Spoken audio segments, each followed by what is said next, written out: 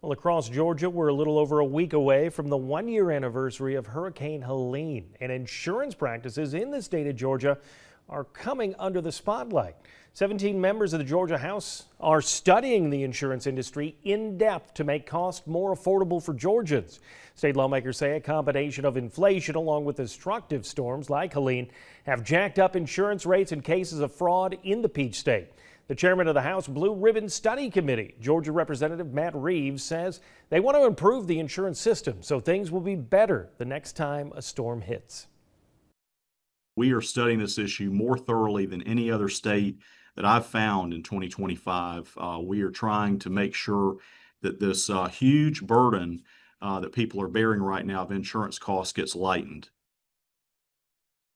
Members of the Committee on Insurance Rates will be in Savannah tomorrow for a public meeting, and they want to hear from you. They're welcoming anyone in the Savannah area who is knowledgeable in the insurance industry, along with people in the community to speak about these issues.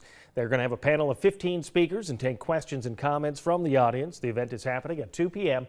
at Georgia Southern University's Armstrong campus in Savannah. Jimmy Kimmel's fate at ABC right now.